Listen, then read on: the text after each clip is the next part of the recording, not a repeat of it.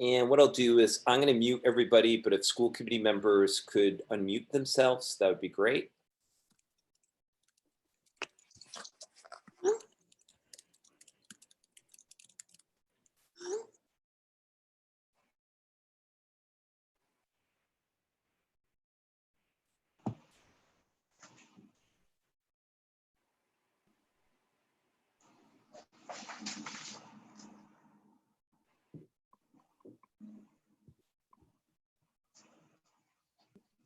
Should we get started? Yeah, why don't we get started? And as Carrie comes in, I will definitely let her in. Okay. All right, so call the meeting to order, 7:05 p.m. and we'll do the Pledge of Allegiance. Okay, got to get that flag up and running, guys. Okay. I pledge allegiance to the flag of the United States of America and to the republic for which it stands, one nation, under God, indivisible, with liberty and justice for all.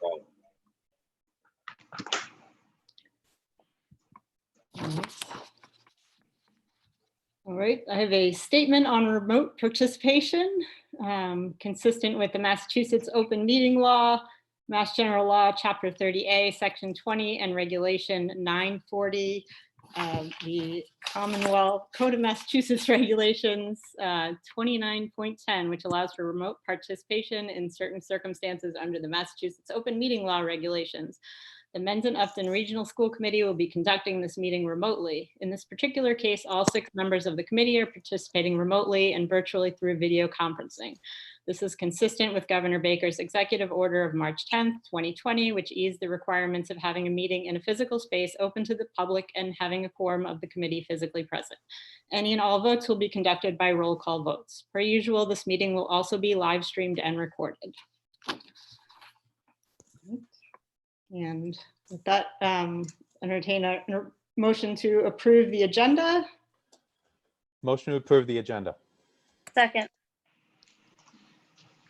And we need to take roll call votes on that. So Vicki Ludwigson, aye. Sean Nicholson, aye. Lee Martin, aye. Bill Desutter, aye. Dorothy Scally, aye.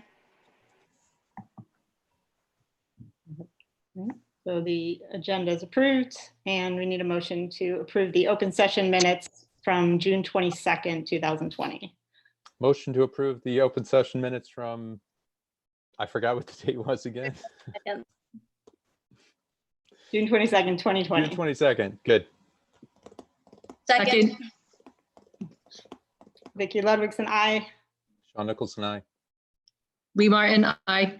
Bill Desutter, aye. Dorothy Scally, aye. The minutes are approved. And we will move on to student comments. Owen, thanks for being here tonight. Oh, it's my pleasure. I'm super thankful that you guys invited me to speak tonight. I realize that this is a really important meeting, so I'm very thankful for the opportunity. All right, so what I'd first like to say is, well, of course, very thankful. And second is that I don't really speak for all students when I say these things. So, you know, everyone has a different, everybody values different aspects of high school. And I love pretty much every aspect of going to Nipmuc. I love, you know, being with my teachers, with my friends. I love getting that kind of education, that quality education.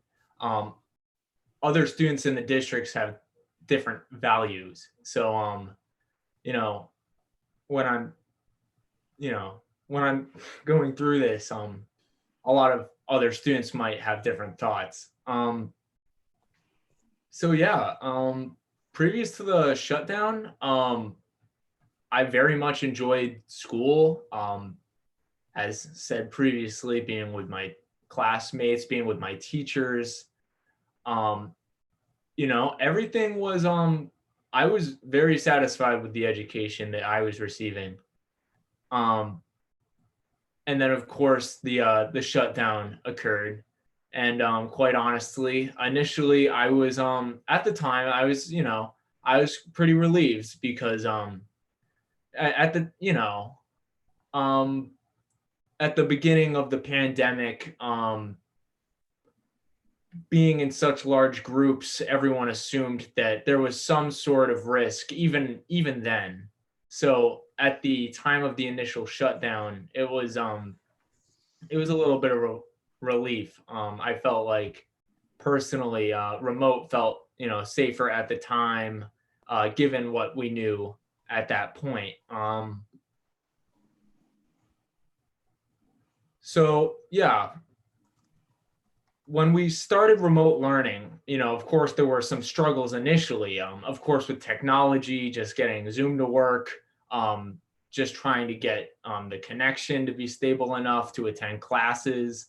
And then there was also keeping track of the new schedule, as well as assignments and so on and so forth. It was a completely different system, and we all had to adjust to that, which initially was a bit difficult for myself and some of my peers, but eventually everyone got adapted. And although admittedly online was not as engaging, of course, as in-person classes, I was still pretty able to excel. I was able to do a great amount of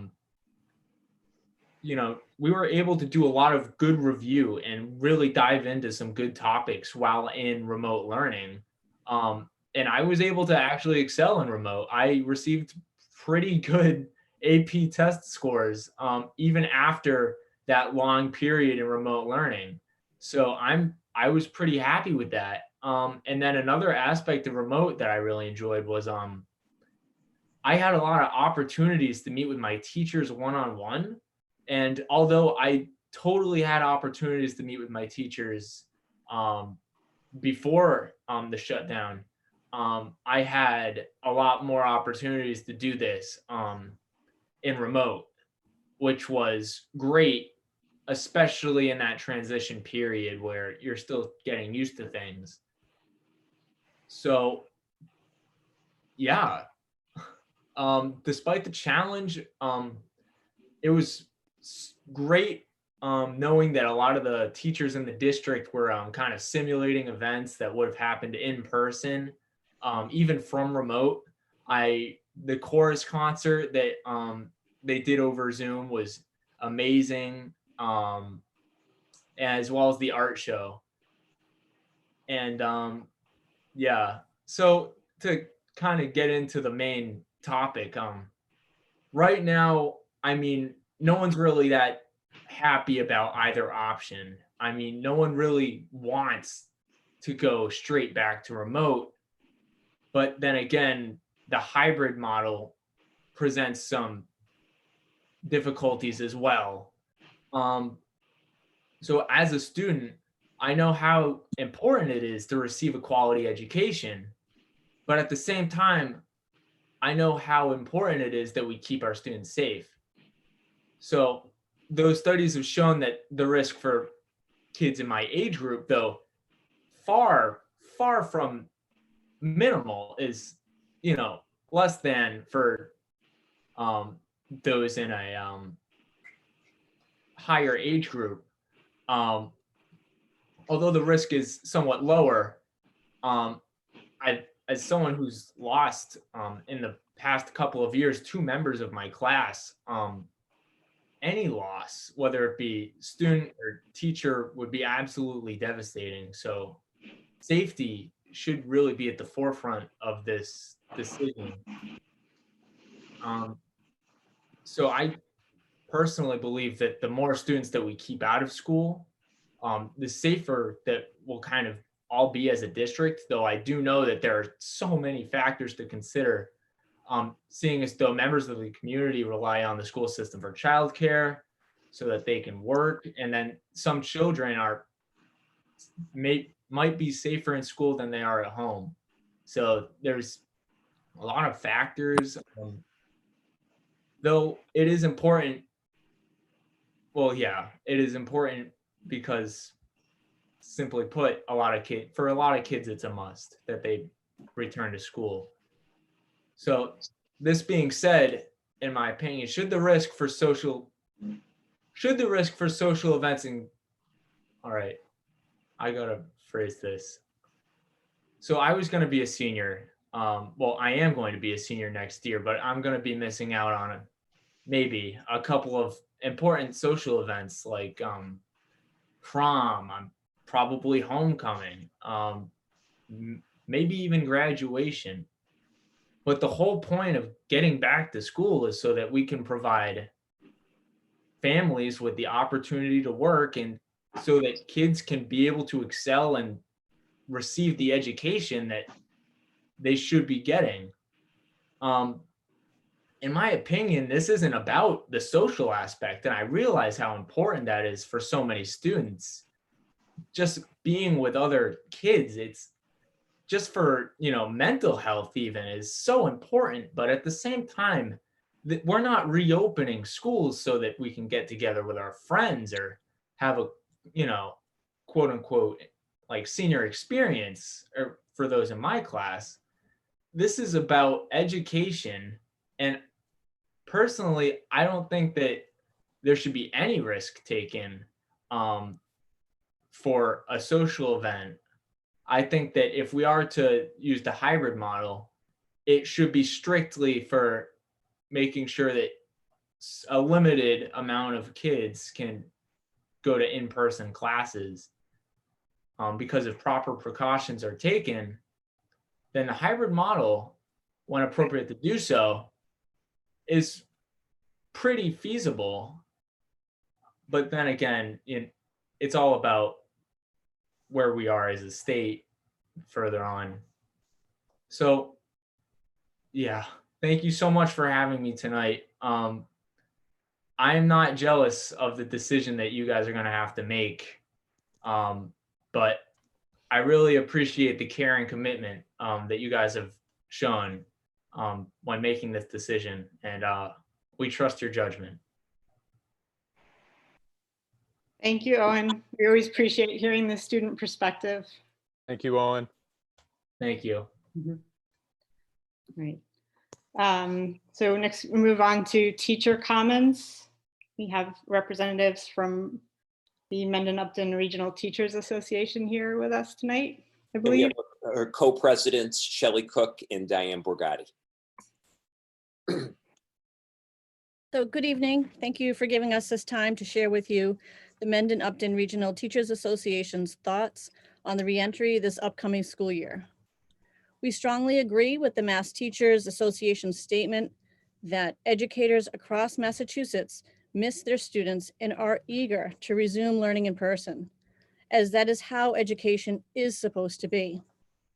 Our greatest collective obligations, however, are to keep students, educators, families, and communities out of harm's way and to prevent a resurgence of COVID-19 in our community and across the state. We believe that this aligns with the goals and considerations that you, the school committee, have as well. We also greatly appreciate the work that has been done by Dr. Muschek in organizing a reentry committee that has included our members on all subcommittees and has taken into account the suggestions and considerations of the staff, the students, and the community. We believe that working together to protect our most vulnerable physically and mentally, and considering both our members and others involved in our education system, our community can reach not only our education goals, but become more united and healthy in this time of anxiety and potentially lethal illness with devastating and still some unknown after effects. Last week, we had a membership meeting and approximately 75% of our membership believe that full remote learning to start the school year is the safest option, with the hopes of phasing into the hybrid model after at least 4 weeks. We all agree that in-person is the best for the education and social and emotional well-being of our students, and we prefer to be back in the school building. However, we have some strong concerns. Some of the concerns and comments that came up with starting the remote school and hybrid we're building safety, need for more robust remote learning models and supports, safety and cleaning protocols not yet in place. This is again a rushed plan. We may be going in and out of the remote and hybrid models, so we should plan and strengthen these two models. And we don't want the email announcing a member's or a student's death due to a reentry plan that was implemented before it was safe. We are concerned with the physical and mental health and safety of our members as well as our students. And until we have a reopening safety checklist with set checkpoints, we believe that the remote only option is best for everyone. While many are hoping that the return to school will help address the social and emotional and mental health needs of our students, in-person learning in any form will not look like the school as we knew it. We as teachers and staff are seriously concerned that there will be more trauma for our students while navigating the safety restrictions, including remaining 6 feet apart and avoiding all safety contact, interacting with peers and staff while masked, and playing and eating alone. Many of us understand the burden and hardship that a remote learning environment places on families.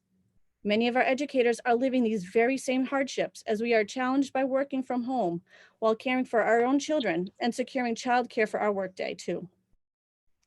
However, we cannot compromise the safety of our students, staff, and their families by remote opening under a still developing plan. A detailed agreed upon safety plan must be developed prior to reopening our schools. This plan must be shared broadly with the community and staff. We would prefer a phased approach of reopening, which provides the district with the time it will take to negotiate safe working conditions, create policies, and plan the implementation of an effective safety model while keeping our staff, students, and their families safe. As the MTA also believes that, we quote, the districts and the state must demonstrate the health and safety conditions and negotiated public health benchmarks are met before the buildings reopen. As we have just postponed the movement into the next phase of stage 3, with outdoor gatherings being pushed back from 50 to 100, back to 50 from 100, due to a spike in cases in Massachusetts again. According to Governor Baker in his press conference Friday, the spike is due to Massachusetts residents feeling, we quote, a bit too relaxed about the seriousness of this virus. So as public health benchmarks may be reached, the data may also fall back below the benchmarks, causing us to go from one model of schooling to another within a day's, if we are lucky, notice. As noted above, there are also concerns with the safety of the buildings, which as of this meeting, we still have not reviewed reports on regarding the safety of air exchange, filtration, and particulate levels, along with the cleaning protocols and training, which is currently being conducted. For years leading up to this pandemic, the condition and maintenance of our school buildings has been a regular issue for discussion in our community. Now more than ever, we must make the investment in our schools, or we will be just as unprepared to keep them open during the next phase of this pandemic, as we were when the guidelines for opening schools post-COVID-19 were initially shared from the MTA. We hope the school committee will continue engaging with us and the public over the next couple of weeks, as our community must work together to fully reopen our schools in the best and safest way possible.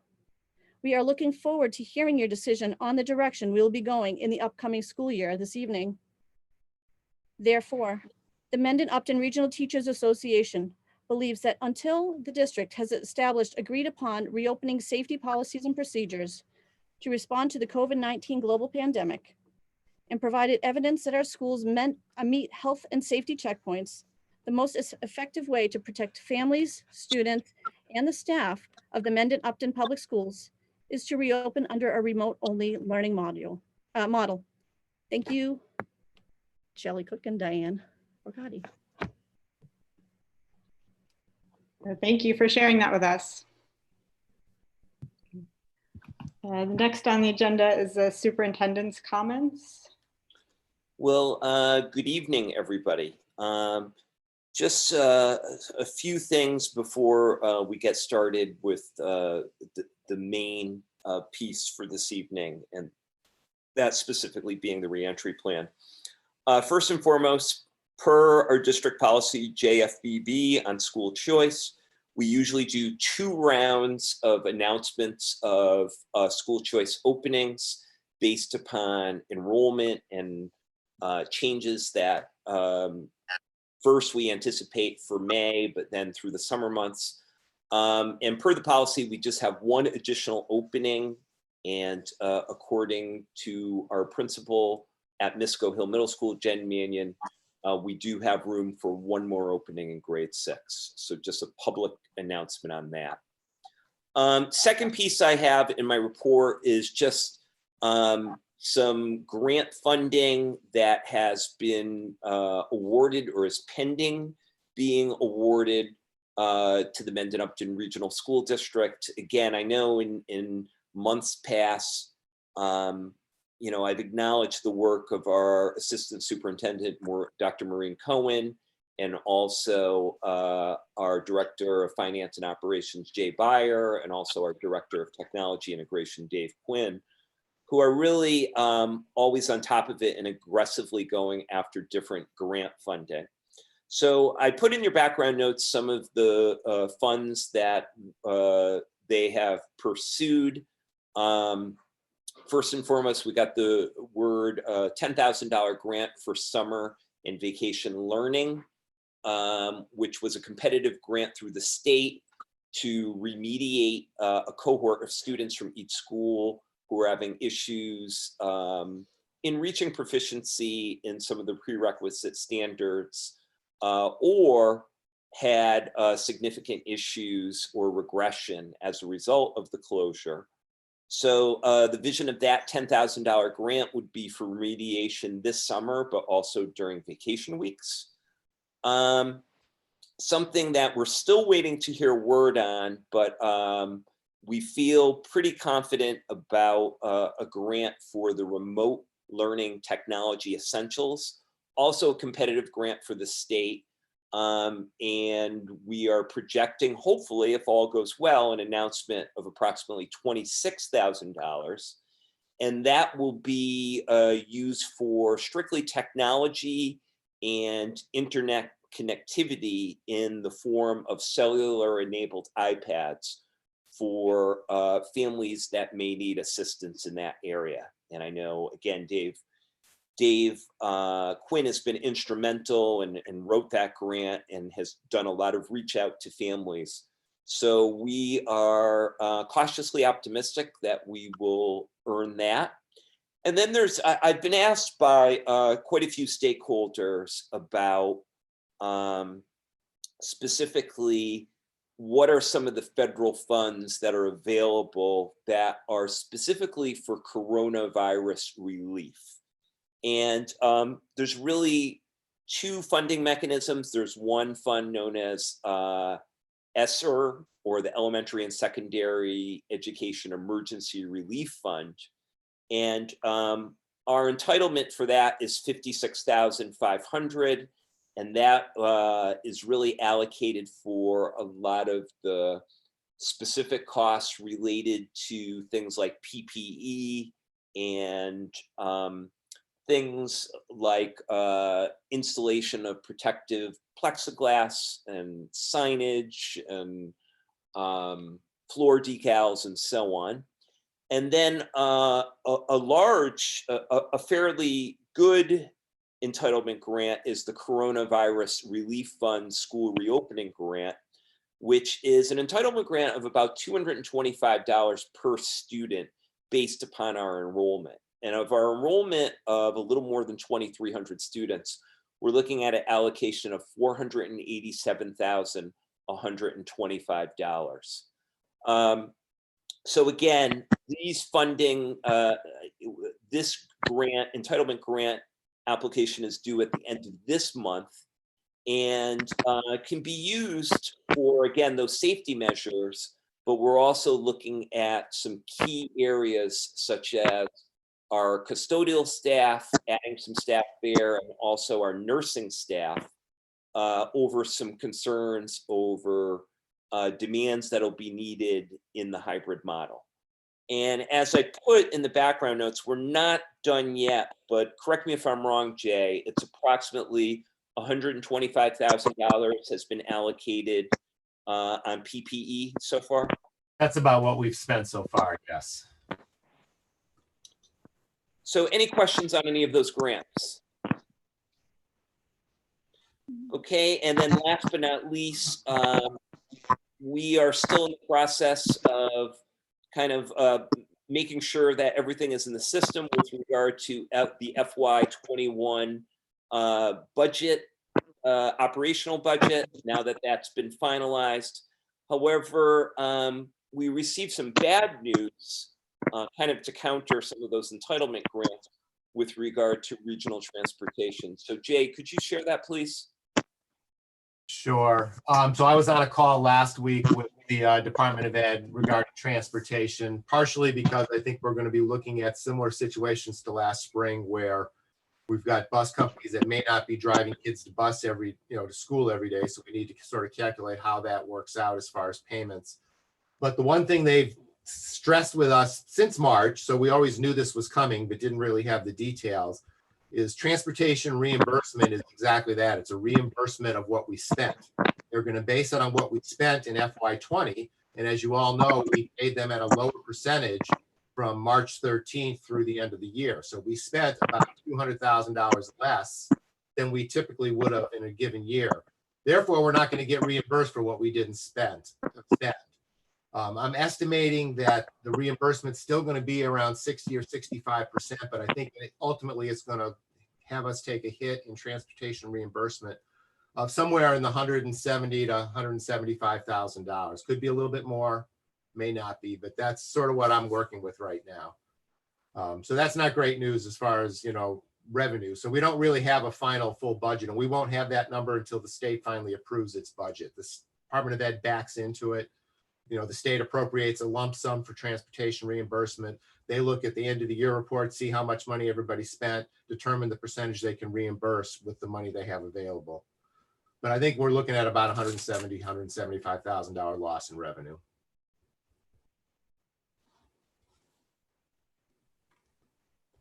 That's it. Okay, thank you. And that's my report. And just one question for Jay. So you didn't reflect that in the sheet. That's just your estimate about 175,000. Yes, the sheet that you guys got in your packet was what we certified in in May. So that included level funding for everything. So I think we're looking at a less revenue than what that sheet shows right now. Okay. The other thing too, I'll add, because Joe was talking about the grants, is we shouldn't forget that the two towns contributed almost $400,000 of their CARES Act money towards the two elementary schools in 5th grade, so we could get iPads, so we'll have devices. I always want to give them credit for, voting to support us there. That's the 480 that you just went through, right? No, remember when I went to the boards of selectmen to request money from the town's CARES Act? So Mendon was about 183,000 and Upton was about 214,000.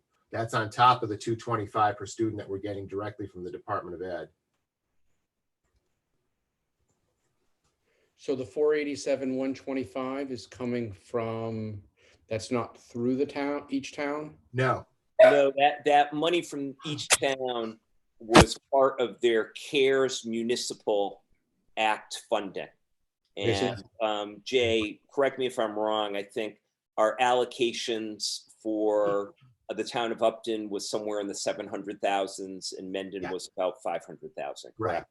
So that was their equivalent of our ESSER grant. That's about 56,500. The town's got considerably more money than we did as a regional district because ours was based on Title I, which is low income, and we are not a low income community. The town's was not based on that. I think it was based more on population. Okay. So barring any further discussion on that, we move on to new business. Okay, thank you, Vicki. What I'm going to do is I'm going to do a screen share. And I will bring you to some slides that kind of give an overview of what's contained within our plan, which we're calling Inspired Learning in Unimagined Times, to say the least. I'd like to first and foremost acknowledge and publicly thank about 70 staff members, educators, support staff, administrators, parents, and students that made up our reentry advisory committee. If you go to our website, mursd.org, you will see on the front page a link in the lower right left-hand corner to the actual plan. And this has been a great deal of work, but I'm going to tell you, we have much, much, much more work to do. Just as a background, and I know everybody on the committee know this, or everybody who's watching on the live stream right now, with 70 people, we did break up into 5 essential working groups to kind of tackle a lot of the big scale issues. The 5 working groups being academic programming, logistics and scheduling, student life and extracurricular activities, physical safety and mental health, and then also equity and access. So a lot of very, very complex, heady issues to tackle with all this. So again, as I've said in the past, just like in the remote learning experience that we had in the spring, there really were some essential core values, again, straight from our strategic plan, that have driven some of the decision-making and the deliberations of the advisory committee. And first and foremost is just the simple issue of safety, health, and well-being of our students, staff, and families needs to come first and foremost.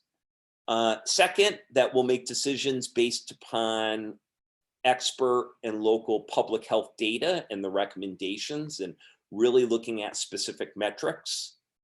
Third, we'll design programming with real distinct intentionality around access and equity and inclusion for all of our students, as we would in normal times. Fourth, really actively engaging all of our stakeholders, including health officials and all of our stakeholders in our district around decision-making. Knowing fifth, we know that our plans need to involve not only the academic progress, but also the social emotional needs of all of our students in whatever model we choose. Sixth, knowing that there's going to be certain restrictions in place with any type of in-person instruction, how can we creatively reimagine learning experience for our students? And then last but not least, I could really wrap up in 2 words that have been my mantra since the start of this crisis, those 2 words being be flexible, that I think we're going to have to come up with flexible solutions to meet everyone's needs, students, family, and staff members alike. So I shared this with parents last week during the town hall, but I want to underscore kind of the complexity of this work and the difficult nature of it based upon having to make decisions without all of the guidance. So you can see there, I probably have at least 10 to a dozen bullet points. These are the various guidance documents that the State Department of Elementary and Secondary Education has released over the past 6 weeks or so. And you can see really that first one, that initial fall reopening guidance, didn't come out until June 25th. So that's right around the same time that our Reentry Advisory Committee commenced its work. So it's been really, really challenging kind of working with this guidance being released kind of in a piecemeal fashion. And, you know, in defense of the Department of Education, you know, they're in uncharted territory as well, but it's been a real challenge coming up with these plans. So that initial guidance on June 25th basically viewed where we are in this continuum. And the graphic on the far left, the return without restrictions, is really kind of the continuum of getting back to normal. And the vision of that would be after the successful creation and dissemination of a vaccine, and we can kind of get back to normal. On the far right in purple, the remote learning represents where we were in the spring, where because of safety concerns, remote learning is necessary. And then kind of a progression moving leftward, where in an ideal world, we would have the in-person learning with the safety requirements, with the restrictions vis-a-vis social distancing, masking, PPE, and so on. And somewhere in between represents that spot represented by number 2, the hybrid learning, where you have a combination of both in-person and remote learning happening simultaneously, so that you can start the process of in-person learning, but you can do it safely and effectively. I think it's been estimated that about 80% of districts initially kind of were committing to a hybrid type model, with very, very few looking at the full in-person learning. So as I said, that initial guidance requires all districts to detail 3 plans. What are you planning on doing for remote, for hybrid, and full in-person, just for the simple degree of uncertainty over the coming weeks and coming months. And again, when this conversation started back in the spring, it was DESE kind of heeding the guidance of the simple fact that there could be significantly a second outbreak, either in late fall, early winter, when cold and flu season begins. So the guidance has said that districts need to be flexible, they need to be agile, they need to have plans for all 3 models. So in that June 25th guidance, there's a very explicit goal, and the explicit goal is to safely bring back as many students as possible to in-person school settings to maximize learning and address our students' holistic needs. And I'll say a little bit more about that, but I think we're all in agreement that the best learning takes place when students are interacting with their teachers, with their service providers, face-to-face, plain and simple. I think one of the problematic pieces in that initial guidance of June 25th was the caveat that I have down below in the lower left-hand corner of creating classrooms that have social distancing of no less than 3 feet between student desks. And as I have discussed both with staff and in parent town halls, there's been significant press back on that initial piece of guidance. As we know, there's been significant attention since the beginning of this crisis of the CDC standard of 6 feet. And that's kind of been the gold standard in people's heads. So I know as a decision with the Reentry Advisory Committee, as the overwhelming majority of districts across the Commonwealth, to keep that 6-foot standard in place in thinking about what model we could use. I do want to say that part of the tools that the Department of Ed gave all districts to work with was kind of this app that you can see on the screen, where you enter in what is the actual dimension of the classroom. And I think in this particular case, it is a typical classroom at Misco Hill Middle School. And it actually creates a grid that would be the ideal to set up desks. And keep in mind, the desks need to be going in the same direction, facing the front of the room where the teacher would be instructing in this type of isometric grid. And you can see, based upon this app, for a typical size classroom, and keep in mind, our classrooms across the district are not necessarily standard shape, you're talking something in the ballpark of about 12 desks to fit in formation with that 6-foot social distancing parameter. Generally speaking, our classrooms at MISCO and at Nipmuc are actually smaller than a lot of our classrooms at our elementary schools, which is an interesting point. But again, even at our elementary, and this is a class that was set up at Clough Elementary School, you're still talking about something in the ballpark of approximately 15 or 16 desks maximum using that 6 feet of social distancing. I also want to point out that on the 22nd of last month, DESE released the transportation guidance, which was long awaited. And consistent with the CDC guidelines, the guidance basically stated that for a full-size bus, you're looking at 1 student per seat. So by this diagram that you can see with the red dots representing students, kind of in a zigzag formation, on a typical large bus that could hold anywhere, in theory, up to about 77 passengers rather, you're talking about 25 students.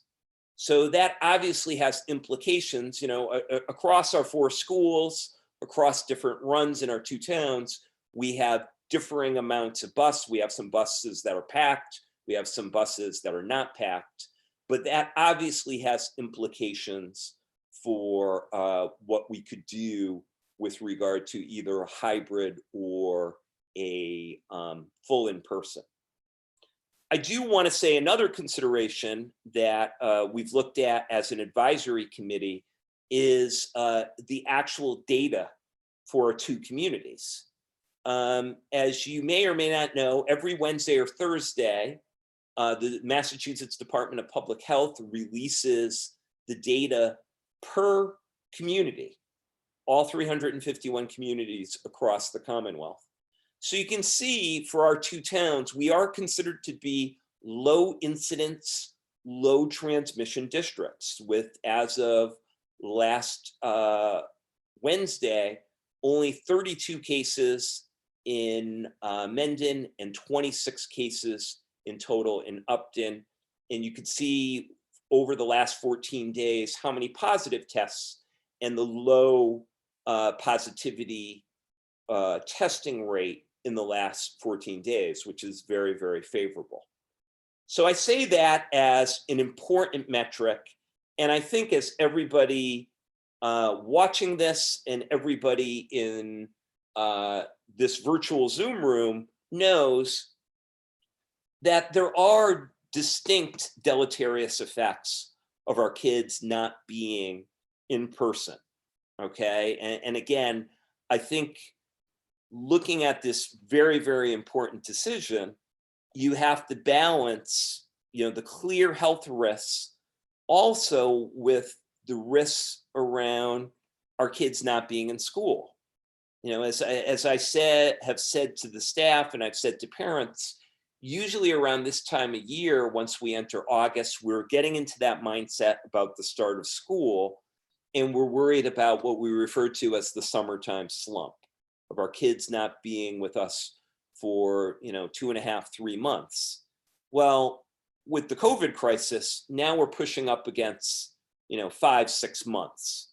So the academic losses, but also the social emotional concerns. And that also tied in with the anxiety that's hyper prevalent with this crisis. And again, we're fully cognizant. We have situations where there are food insecurity in some homes. We have situations where there's loss of employment and all of the stressors that go with that. So it's something that the advisory committee takes very, very seriously in balancing where we are with the community as a community versus the ongoing threat of the virus. So I think the core matter is based upon our core values, the data, and the guidance that we've received from the state, there really are only two tenable options. And at this time, the full in-person one is not one of the options. So option one, which many districts across our state have gone to, is the hybrid model. Again, it is kind of mixing both in-person and remote learning, basically at any given point in time in any of our schools, having approximately 50% of our students in the school. That allows us to have class sizes that will permit that 6 feet of social distancing. And also on the transportation piece, will be able to safely bus our students.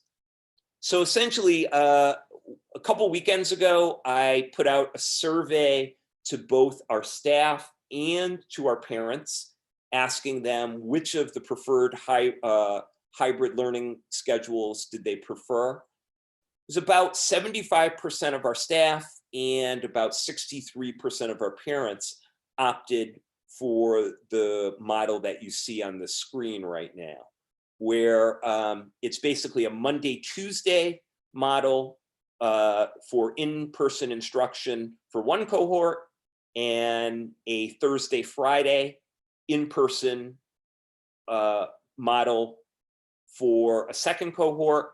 On those opposite days, as you can see by white and green, it would be remote learning through an asynchronous opportunity.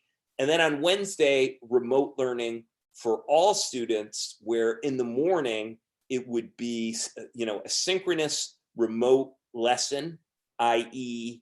Zoom sessions with teachers and their students. And then the afternoon, dedicated to professional development and collaboration time. Some caveats with that are first and foremost that our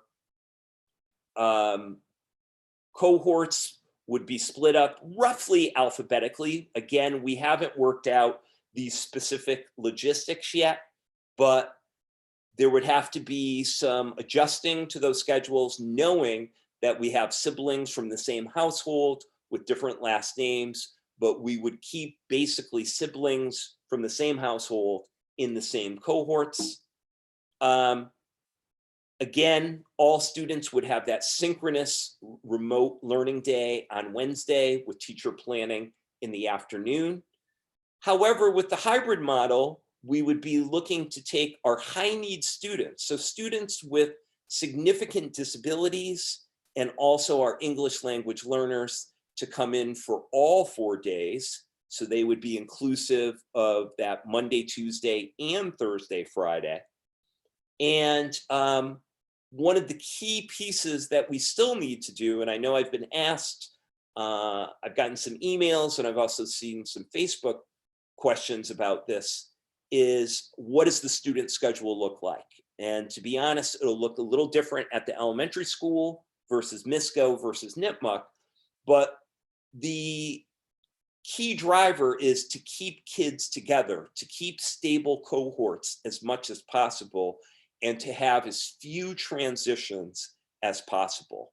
Again, for obvious reasons, because you want to diminish the number of contacts that any student will have. So something else that has come up, and it's the idea of also having what we're referring to as a standalone remote option. That would be, in going to a hybrid model, we know that there's parents out there for personal reasons or for reasons of medical reasons, or at risk, the child or somebody in the home is at high risk, to offer what we're referring to as a standalone remote option.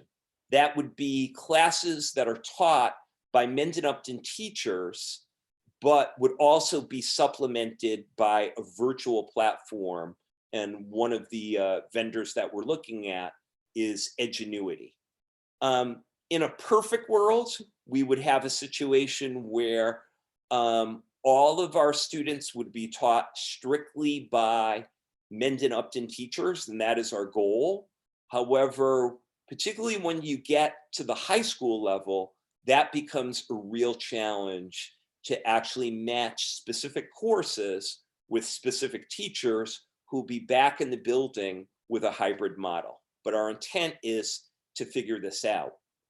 Something that I did want to share is over, I believe, Thursday afternoon, I did send out a survey to all of our parents. And right now we've got about 1,100 respondents to the survey. And it basically asked, it was one per family, what do you choose for your children?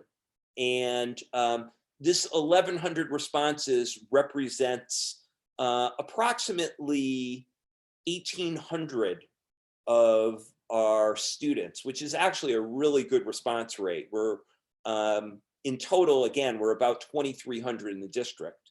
But as you can see, right now we're pushing about 18.5% want the remote learning option for their students.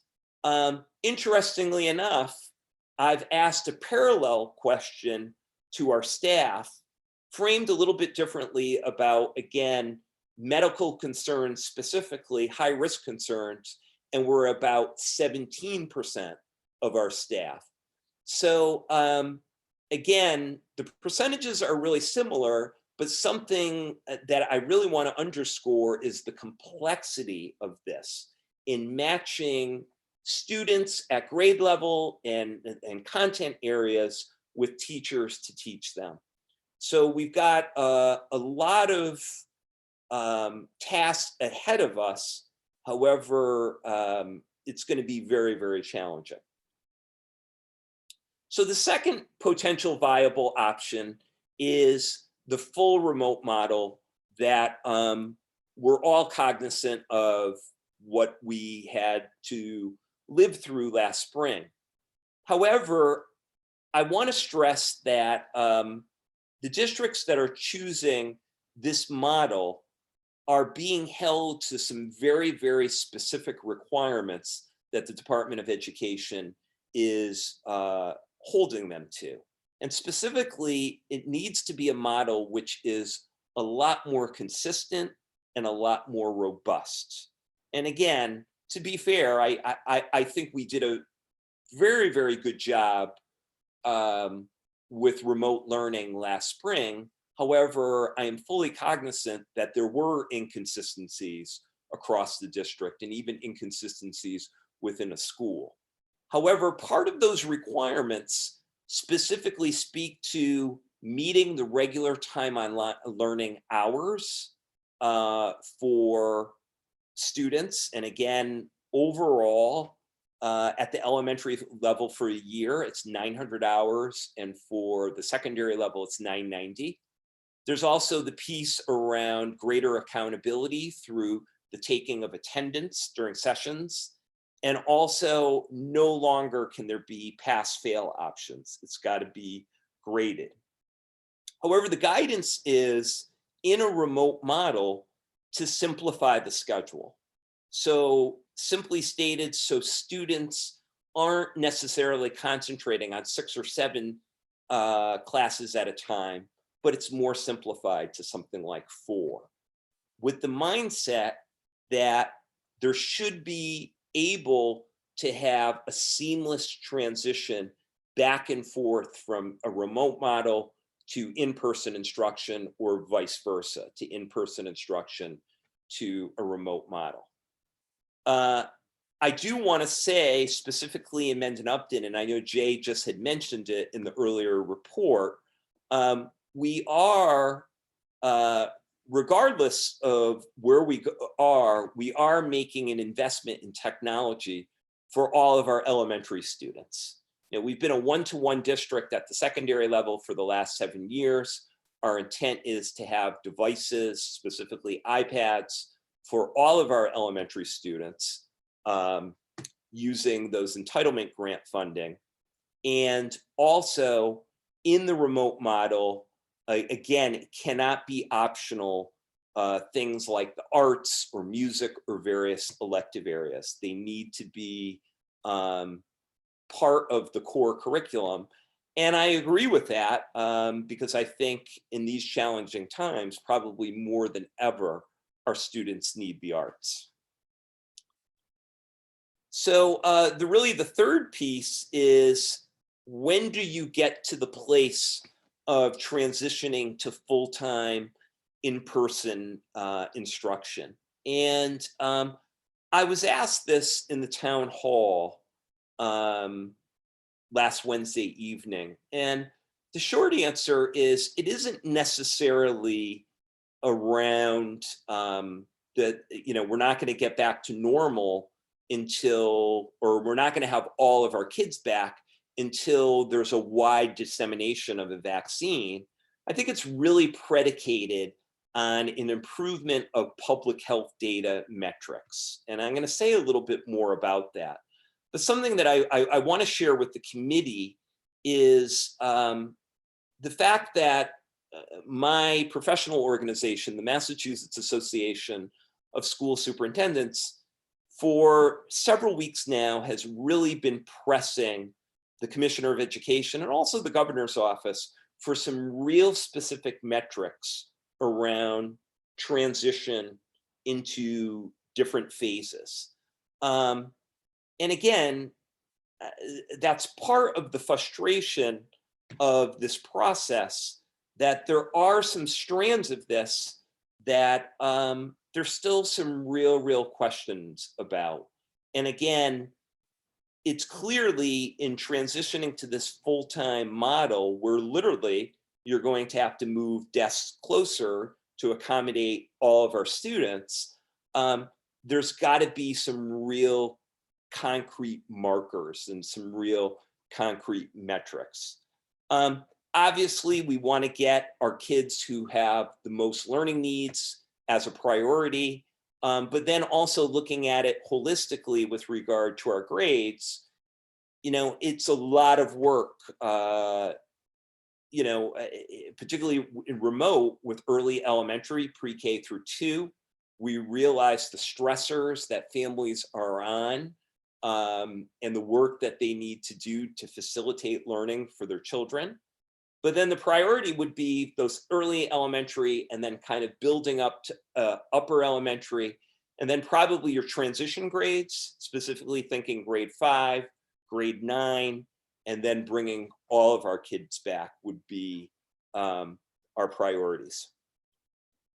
So something that I want to share with all of you that I'm sure you're cognizant of, that have gone into the calculus in the recommendation that's going to be given, that's very challenging, is just on Friday, Governor Baker slowed down the reopening process. And again, indefinitely suspended the next step of phase 3. I'm sure you're all cognizant some of the pieces that have been in the news with regard to colleges and universities here in Massachusetts. Most recently, I think just on Thursday, UMass, kind of reversing course with regard to in-person learning or calling students back to campus.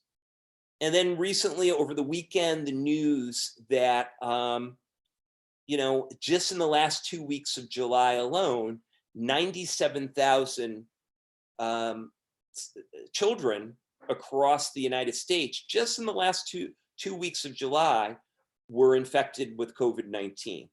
And again, I don't share these things in an alarmist way. I share them because they're data that is coming to the fore that kind of flies a little bit in the face of moving full speed ahead with a school reopening plan for in-person instruction. I also want to share with you something that really strongly enters my calculus in regard to a recommendation, and it's the whole piece around testing and contact tracing. I'm sure, as you all know, that there is no dedicated testing program specifically for the pre-K through 12 education space in this state. So there's nothing specific for just students and staff and so on. And I'm sure you also know that testing results have a high degree of variability of how long they can come back. It's definitely favorable that we've joined a consortium of 8 states to look at rapid testing protocols. But again, the reality that we're dealing with today on August 10th is the testing results can typically take at least 5 days to get back. As far as our guidance from the state, as far as looking at on a daily basis, our staff and particularly our students as they entered the buildings, some of the initial feeling was that we were going to be doing temperature checks. However, the guidance states that there are a lot of false positives with temperature checks. So as a result, it's really kind of the issue of the social contract of consistently on a daily basis and specifically sharing an app with our parents to kind of do a quick daily symptom check for all students. And again, this is a situation where you can't just send a kid to school with sniffles, or if somebody's running a mild fever, give them liquid Tylenol or liquid Motrin and send them on the way. This is super serious business. However, I think the really challenging piece is the guidance around what to do if there is a symptomatic student or staff member, or if there's a positive test case. And as I state in my background notes, it's a pretty extensive, it's a 19-page document that it's really a 19-page decision tree that kind of gets into a whole multitude of different scenarios. But to kind of give the long and short of it is, if you have anybody in the school setting that's symptomatic, what you are going to do is basically isolate him or her, and this could be a student or a staff member, send them home ASAP. They need to either test, and again, you can't force somebody to test, or they need to, at a minimum, quarantine for 14 days. Now, in the event that there is a positive test case, the staff member or student needs to self-isolate for 10 days and needs an additional 3 days with either no fever or no symptoms. That is exactly what the guidance is. And furthermore, when you have that positive test case, you then have to notify any student or staff member that is considered to be a close contact of that student or staff member. And close contact, according to the guidance again, is defined anybody who has been within 6 feet of that individual for 10 or 15 minutes. They must be notified, and then again, you have to go through that cycle of testing and quarantining until you've definitively certified that there is a negative test result. So again, the contact tracing is a community responsibility, and the district will be coordinating contact tracing through each town's Board of Health in Mendon-Upton. So I share those 2 slides with you again, because that piece really shapes my calculus in all this. And my concern is, and again, we are not Georgia, we are not some of the southern states. It's a very different situation down there. But my concern is in thinking about this 1,000-piece puzzle, in putting together what hybrid schedules will look like with kids, with cohorts, with staff, and so on. You could conceivably have a very small number of positive COVID-19 cases that could result in a whole cascade of quarantining for both students and staff. And again, thinking about cohorts of kids together, how long they'll be together, staff members with them, and so on. And I think this is applicable for the Mendon-Upton, but quite frankly, I think it's applicable for every other district that is really looking at all the possibilities for in-person instruction. So keep in mind, this has significant implications for, first and foremost, the health and safety of our kids, the health and safety of their families, the health and safety of our staff. I worry about the continuity of education when you're going to have pockets of schools quarantining for a period of time. And then quite frankly, I also worry about the staffing piece. One of the challenges, and again, I'm trying to keep things at a very high level, but one of the challenges that we're going to have is, quite frankly, is going to be substitute teachers, finding a stable core of people kind of within our bubble of the school to sub. And quite frankly, finding substitutes not in a pandemic is challenging enough. So there's a significant concern that is also entering the calculus here. So for your consideration tonight, and this is in our reentry plan, is to go with what I would term as a very measured, phased-in approach, and really looking at 3 specific phases.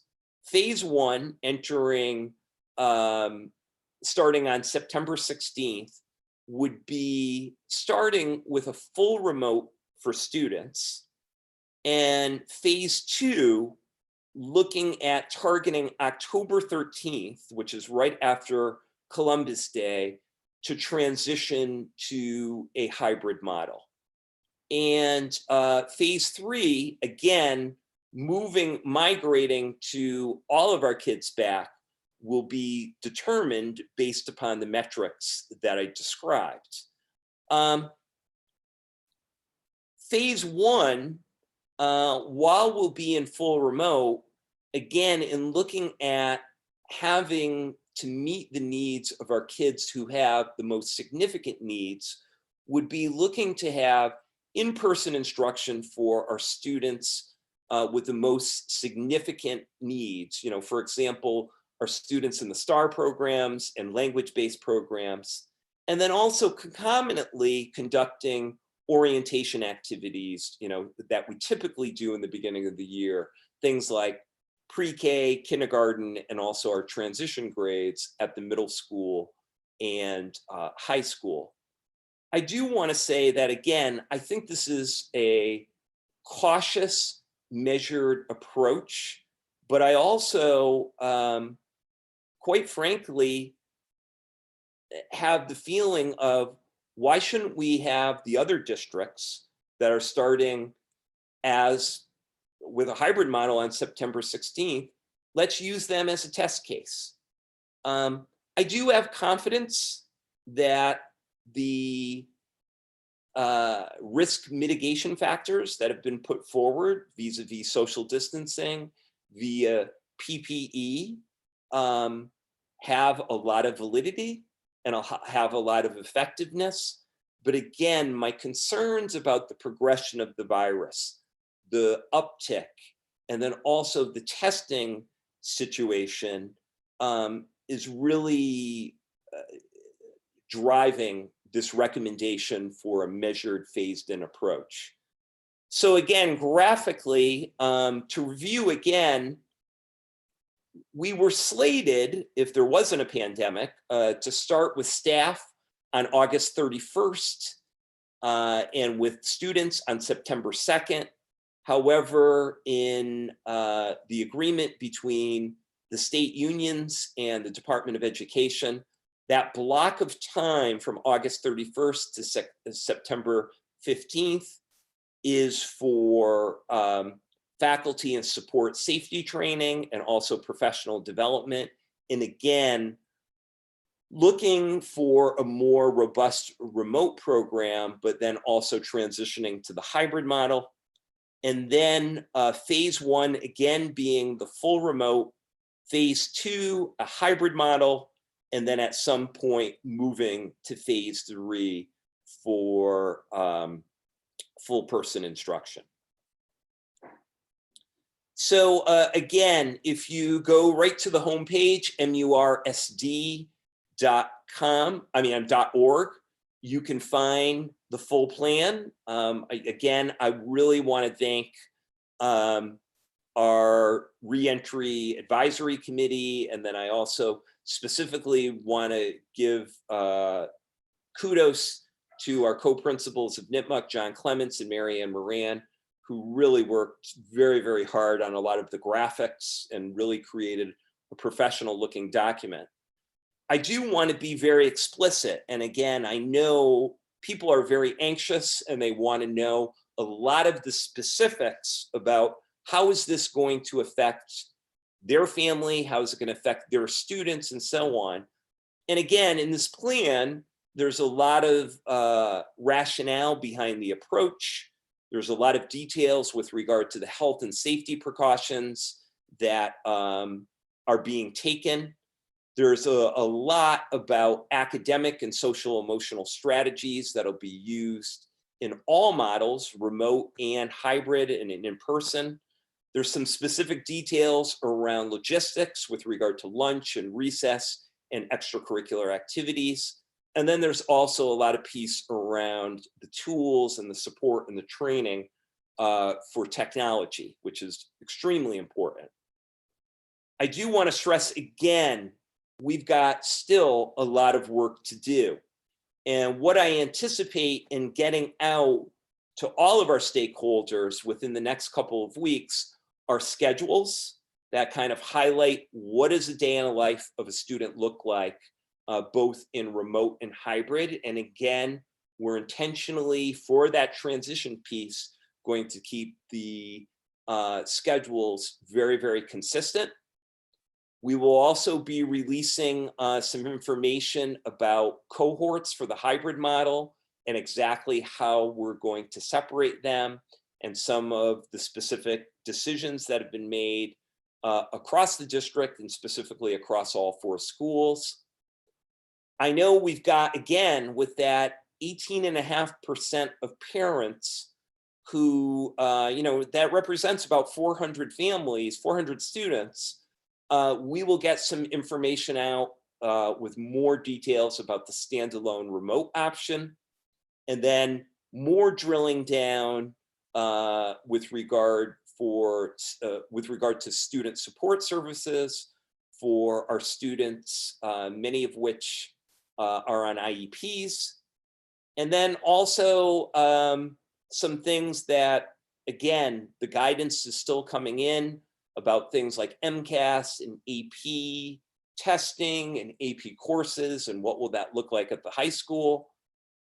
We still do not have definitive word from the MIAA with regard to athletics, other than knowing that they've stated that the soonest that a season could begin would be September 14th, but we have no idea on the resumption of any specific sports. And then something that we really want to brainstorm and work with some partners within the district, but also within the community, are some creative solutions for childcare, particularly of parents with younger students.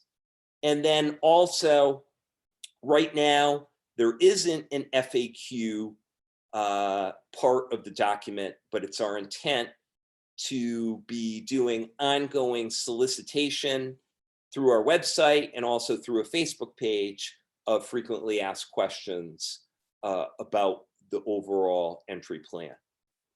So I know that's a lot in a very short period of time, but I would be more than happy of the committee to answer any questions that you might have.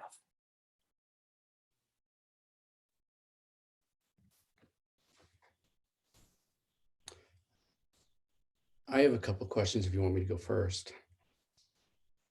Go right ahead, Phil.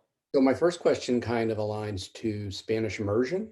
And will that program be treated the same way, or will it be treated differently because of the language component of it? So great question.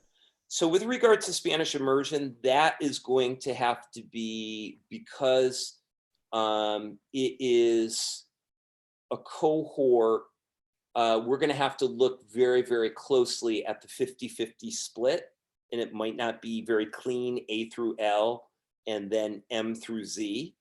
I think one of the key things that we're looking at is the remote aspects, particularly in a hybrid model. And the good news is we have procured 2 language assistants from the Spanish embassy. I think at this time they will not be coming over here in person. However, we view their role very much to be doing that ongoing conversation and language experience with students. So that's something that we're going to have to plan very meticulously. Okay.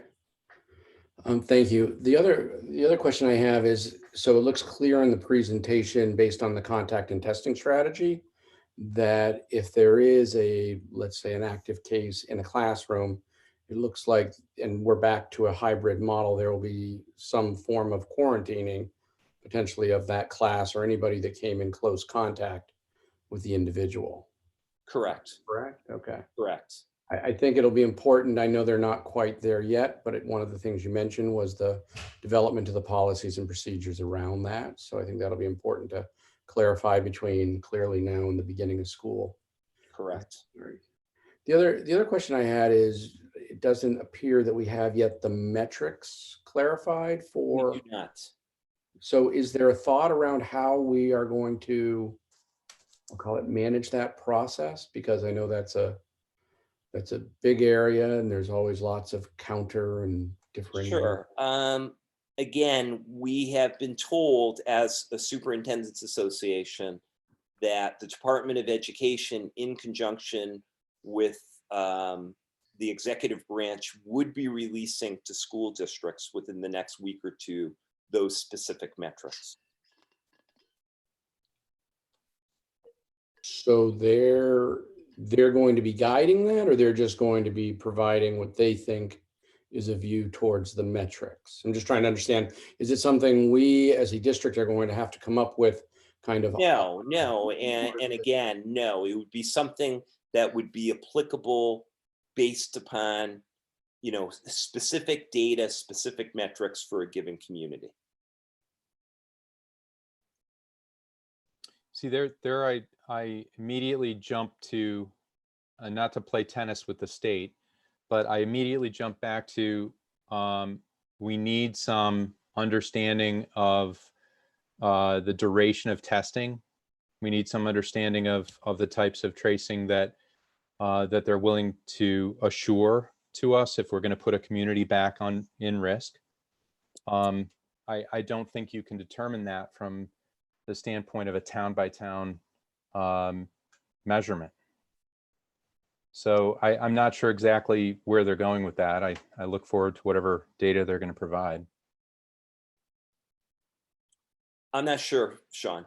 I'm not sure. I can tell you that the superintendents are pressing very, very hard, and very candidly, I feel like this process has had a few blind spots in it, for lack of a better term. And again, I understand the research. I understand a lot of the recommendations that have come from, the CDC, the American Academy of Pediatrics. I understand completely the urgency of returning our kids to school. I completely understand that. However, again, because of this testing component, and again, there's people in this Zoom room that I've had conversations with about their own COVID tests or tests of family members and so on, and some of the delays that have been in, and my lack of comfort, and again, maybe I'm using bad semantics here with the term blind spot, is I don't want to see in our 4 schools a situation where you conceivably have a child that's asymptomatic, or you have a situation where a test is done and then maybe there's a delay, but then it's a positive test, and you have a cascade of that whole class having to quarantine along with the teacher. And if you think about even a school the size of Misco, if you start to get a situation where you've got 2 or 3 or 4 teachers having to quarantine, it's going to cause a major disruption. Major disruption. Well, I'm trying to hold back my anger, quite frankly, because I can look at other countries and they're managing this crisis in a much better way. They're testing the duration it takes to learn whether you've got a positive test or not is very small compared to ours. They've got tracing, a whole tracing infrastructure set up. They're using phone apps. They know who's been infected, and they're beating down the infection by having that knowledge and understanding.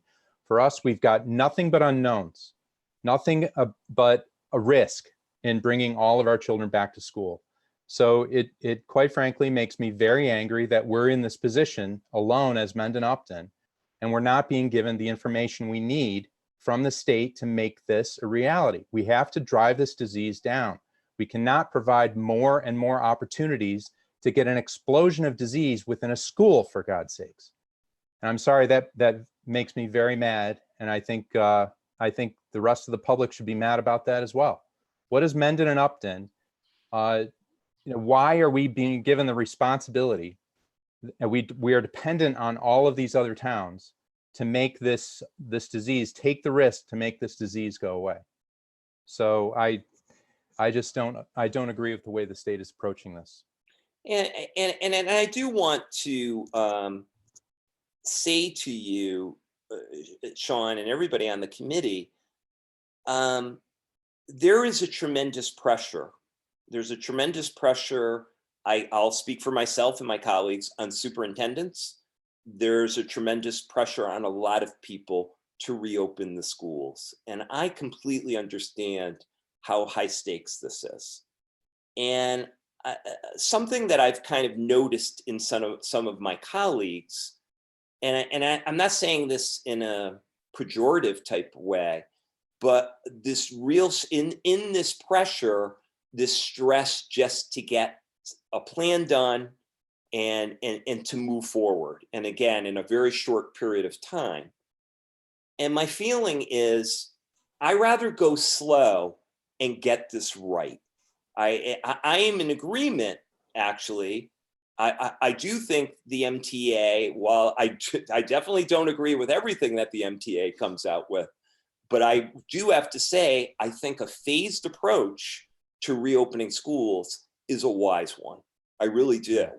I agree with you. Under the certain circumstances, under today's circumstances and the amount of unknowns that we have, I agree with you. I think we need a phased approach. But, and again, it's an ever-changing landscape that it's not only changing week to week or month to month, sometimes it seems like it's changing day to day. And it's a little disquieting to think about again, the 1,000-piece puzzle. It's disquieting and it's really, really challenging.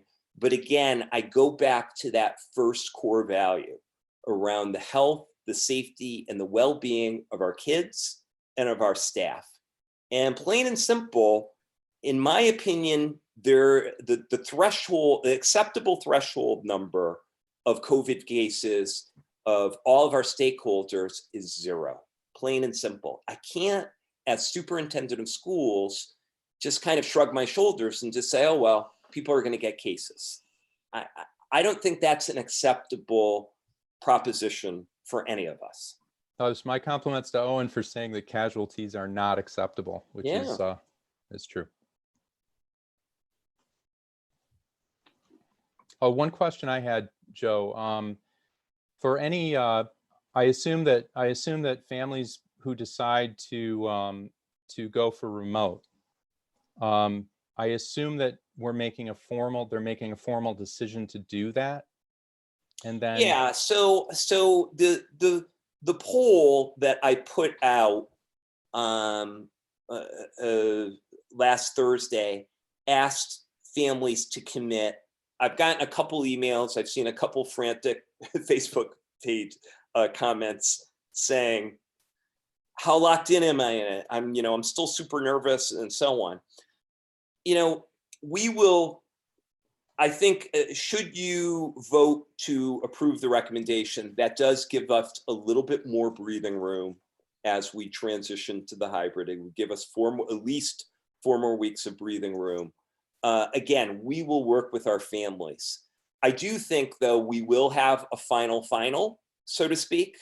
And again, I think it's really important when we do transition into a hybrid model, there's got to be a commitment, at least something like a semester, because again, we don't want to have people jockeying between the two models and then disrupt some of our class size numbers. okay, that was my question. Thank you. But what I put out was really for planning purposes. So we would have a sense of, okay, how many kids at what grade level are wanting the full remote no matter what, or the standalone remote option no matter what, and how many staff members would we need to provide that education for that? Yeah, understood. Two other points or quick questions. One, I think it would be important as you're going through the further definition and the enhancement of this plan, that we try to do some definition of what risk is. Because I think right now, there's a lot of different views on what risk is. Mm-hmm. I think we've got to frame what, we generally think it is, and kind of how we're managing the different points around it and what that means. Because I think it's, are we talking about, I'll call it, percentage levels in our area? Are we talking about statewide, or, what are we talking about? And what are the risk points? I mean, it's risky to go to the grocery store. It's risky to, walk outside. I mean, but, kids are in camp, and, kids are playing together, and other people are doing things. So, there's stuff that's happening. So it's a question of how do we define that risk? I know we have a number of requirements that are above and beyond, I think, what a normal institution has to work through. Mm-hmm. The other thing too is, as we get into the policies and procedures around things, it would be good to know, going back to the testing and contact tracing, let's say that there is an active case in the class. I mean, are we saying that kids will be still allowed to go and learn online? Teachers will be able to teach online? What are we saying is going to happen there? And just that's a good question. That in the scenario that you describe with regard to the quarantine, assuming somebody is not seriously ill, then yes, on the kid front and also on the staff front, that if they could maintain, the expectation would be maintaining teaching and learning even in a quarantine type situation. No, absolutely. I think it's just important, like you said, you listed the various different guidances that we've gotten, which really aren't, I know you've got a list there, but there really aren't that many. And the guidance in many cases is very high level. I think we've just got to come back, like we've talked about in the past, to make sure we've got our own, I'll call it stake in the ground. We're refining it as much as possible. We're clarifying what risk means to us, what we think is appropriate to do in this situation. So, Joe, in the draft document, there was an intention to have sports Mm-hmm. to the extent that the organizations in the state would allow it. And I think we saw recently there's information from the MIAA about, I think they were even sort of throwing the ball back in the individual school districts court to say, we're going to do whatever, it's not our responsibility to define it. I really don't know how they phrased that. Were you aware of that? How that's going? My knowledge is, again, they've kind of saying the guidance is forthcoming. What's been shared with the superintendents across the state is that they're trying to work with the National Interscholastic Association, the basically the national organization that oversees the states to kind of come up with a broad framework. And they're actually thinking about a lot of different possibilities that you can conceivably see football in March, and maybe thinking of mini seasons of seasons of something like 5 weeks, and staggering sports across the school year. But no, we haven't gotten any specific guidance whatsoever. Okay, so would it be, is it acceptable in your mind that we would do sports in parallel with a remote learning environment? Is Well, that I something think, that, well, again, I can see some of the obvious contradictions of like, gee, why are you having kids out on the playing field if they're not in the classrooms? Now, and again, you can kind of have a very good, honest debate about this, about apples and oranges of kids being inside a classroom versus kids being outdoors, the nature of the activities and so on. But that came up as an issue a little over a week ago that the MIAA actually had to clarify. That kind of an aside statement was made by the commissioner with regard to kind of speculating that there would be, for those schools that were starting remote, or those districts starting remote, they could not participate in interscholastic athletics. It was retracted 2 or 3 days later through a formal statement by MIAA, knowing full well there's quite a few districts across the state that will be starting remote. okay, thank you. Joe, I had a question about in the remote learning. So the attendance will be mandatory as opposed to in the spring where it was optional. If that's Yes. correct.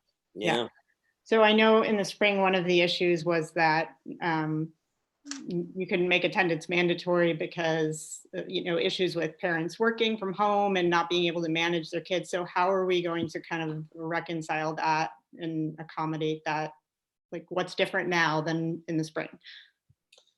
So again, front loading the expectations, I think, is going to be very, very clear. Also ensuring that every single household, every single child has a device. So, we made some allowances with that. And then again, we are really, really concerned about the whole childcare piece. And again, I don't know if we'll be able to solve all of the issues, but we are going to look at some creative solutions, not only internally within the district, but also within our 2 towns.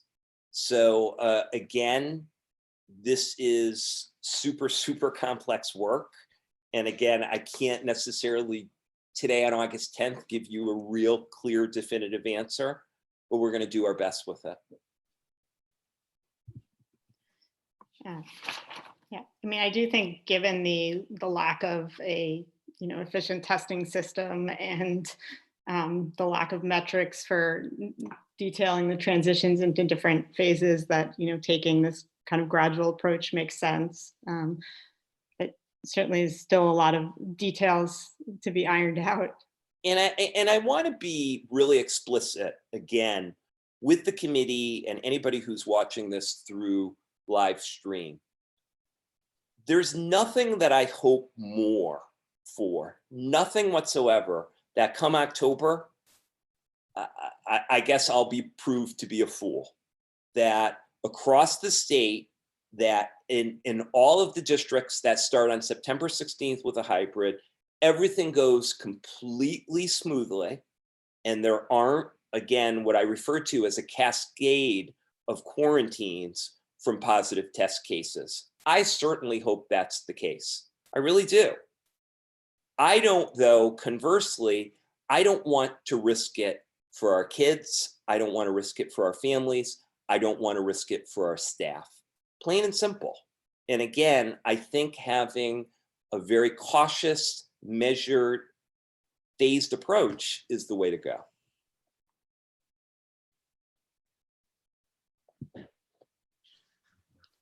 Great. Can I ask one last question or one more question? Maybe somebody else. I'm wondering if you just take a minute and talk about those children that are the most vulnerable learners, the ones on IEP who have, special education needs and things like that. Yeah, I think again, when you're talking about some of our kids with significant disabilities and kids that have multiple disabilities and real significant needs, like I described some of our kids in the STAR program, our staffs have been nothing short of incredible through this crisis of the work that they've done in remote learning. I do think, though, that these are the kids that, again, we really, really need to connect with in person, and they need to be our highest priority. And candidly, I think the teachers and the staff members that work with them would acknowledge that as well. A, we're not talking about a large number of students, but B, consistent with the guidance and the regulations, Phil, these folks would be getting significantly more PPE by design in working with these students than our typical classroom teachers. So I do think, again, prioritizing your populations that have the most needs is important, but then also looking at this really pragmatically, that you've got those extra safety measures put in place for the staff and the kids is helpful as well. No, thank you. I think it's not only that, but everything else that's there. I just have to say thank you to you, the administration team, the teachers, the people that have been on these committees. I know there's been a lot of work, a lot of thinking that's gone into it. I know there's still a lot of work to be done. So absolutely, it will be very fluid as it continues on, just like it was in the spring. Can I ask a follow-up question, sort of what Phil was asking with some of our more vulnerable students? If we're talking about bringing some of those students back in a hybrid model, sort of in a more full-time basis, a lot of those students have additional specialists who are working with them. Mm-hmm. How are we thinking that that's going to balance so that those specialty areas aren't assuming more risk and exposure? Is that something that's been put into detail in the plan? I'm thinking like OTs, PTs, speech. Yeah, great question. So I think that is part of the complexity of the hybrid schedule, Carrie, where yes, you can come up with cohorts, you can come up with teacher schedules, but then you're going to have to adjust a lot of those schedules by hand. So I think of the SLPs and the OTs that we have in the district, and in some cases, they're going back and forth between a couple buildings. So again, I think we're going to have to coordinate their schedules very carefully so that they can meet one-on-one or in small groups, but then also look at the PPE and then also protective barriers and other measures that we need to put in place for those providers. Okay. Thanks, Joe. Any further questions or discussion from the committee before we take a vote? So we need a motion to approve the plan. Reentry plan. Motion to approve the school reentry plan. Second. Vicki Ludwigson, aye. Sean Nicholson, aye. Lee Martin, aye. Bill Desutter, aye. Carrie Lawrence, aye.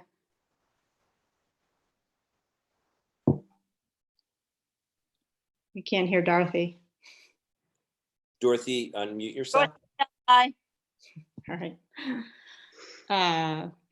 Motion passes unanimously.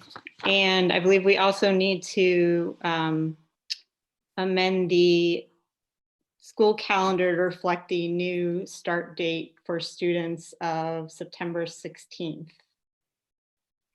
Motion to amend the calendar to reflect the current changes because of the reopening plan. Second, Vicki Ludwigson, aye. Sean Nicholson, aye. Lee Martin, I. Bill Desotter, aye. Carrie Lawrence, aye. Dorothy Skelly, aye. Motion passes unanimously. Okay, so next on the agenda is community comments. And I have lots of questions.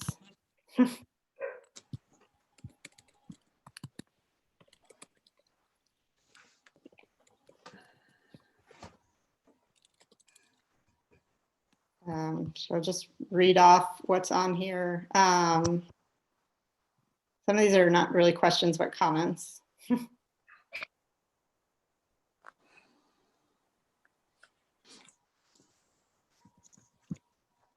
Someone asked, are negative test results absolutely necessary, or is a 10-day quarantine sufficient? I'm not sure what that was in reference to. Quarantine for parents and their coworkers. Well, the assumption is, and again, I think this is an important distinction, that the assumption is that somebody would proceed with a COVID test if there was a suspicion that his or her student was symptomatic.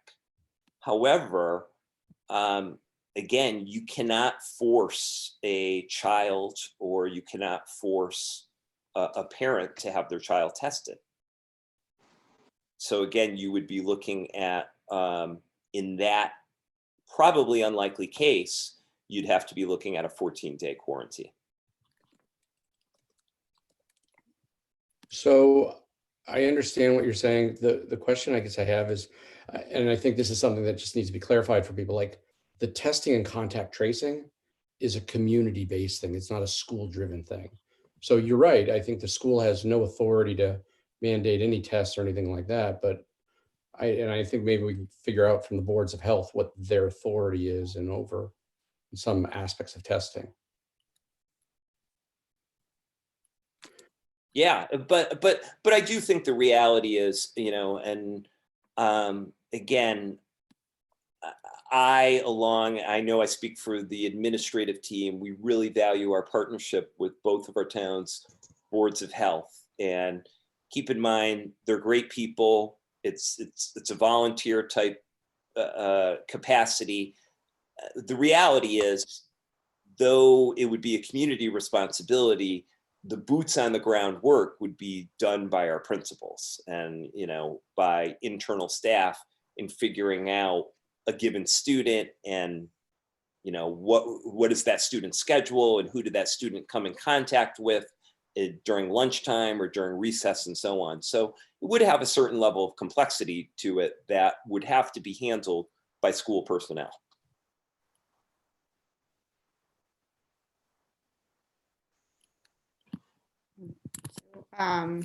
There was some conversation about what other districts are doing. There's also a question about the October 13th date and whether that's firm, and I believe would be dependent on the metrics at the time. Correct. Right now, we are phrasing it as no earlier than. And again, I think it's a wonderful target. You know, again, I've told this to the reentry committee. I told this to my working group, just kind of thinking out loud. I knew that this joy was coming back in April and May. I honestly did. And I knew it gave me sleepless nights back in April and May thinking about, oh my God. But I got to be also 100% honest with you. I was thinking, well, maybe we are going to be in a good place and we will be looking at a hybrid. And maybe as a state, we'll be in phase 4. And, you know, the numbers, again, in flattening the curve, the downside, the right side of that curve will be very, very close to 0. And again, Massachusetts, relatively speaking, is doing well, but we're not in phase 4. We're not at that place where there can be a higher degree of assurance. And again, to Phil's earlier point around specific metrics for public school districts to work with, I think that's really important.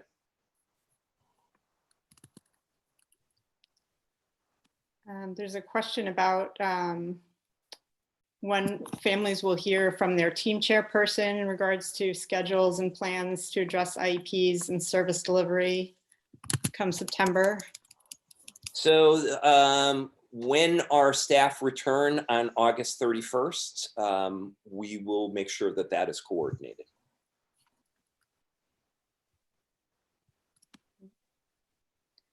And for students on IEPs whose annual meetings and our evaluations were delayed in the spring, will any of that testing and our meetings occur prior to September 16th to address the backlog? Yeah, so that is one of the pieces that, again, some more of the specifics that we will look to develop. I think tentatively, because of concern about having visitors in building, initially our team meetings, our IEP team meetings will continue to be remote. However, we will also look to have some of the testing done in person. A question about iPads and how they'll be updated for kids who've had the same iPads for years. So we will be announcing how the switch out will occur. Look to within the next 2 weeks from our tech department and specifically Dave Quinn to be able to coordinate that.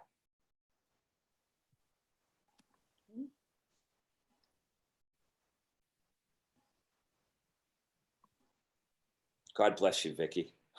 All right, there's a shout out for the MERSD CPAC, encourage parents with children with IEPs to connect with them.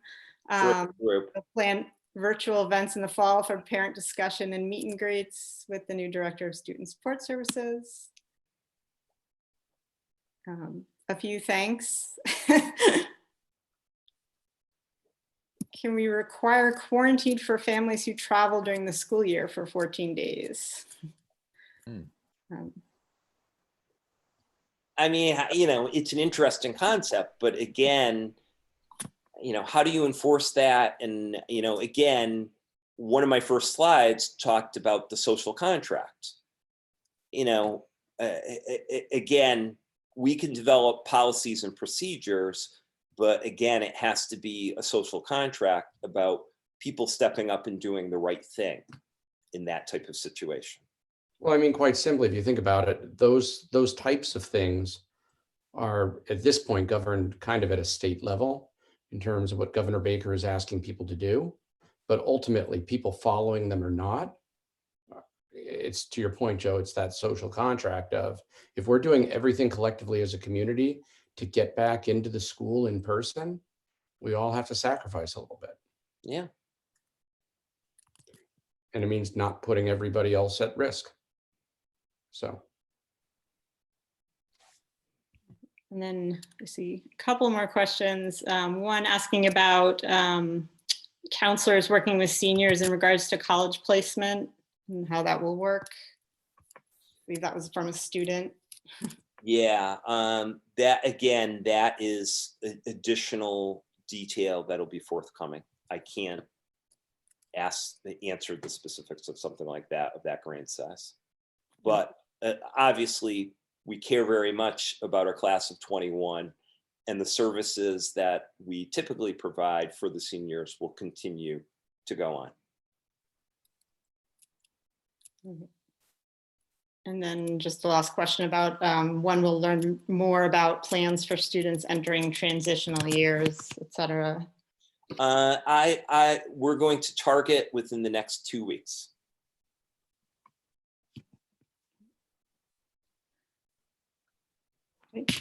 So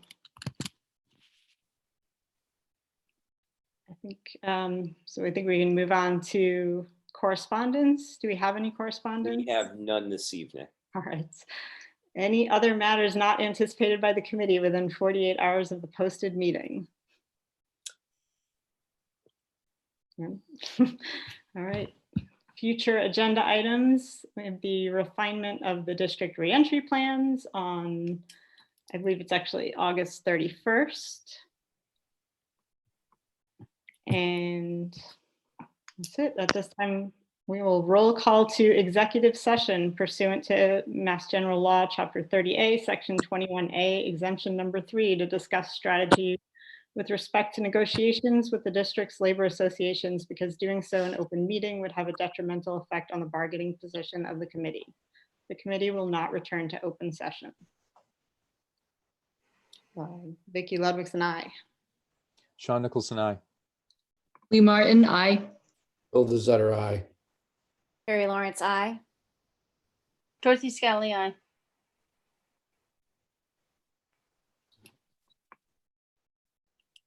Okay, Thank you.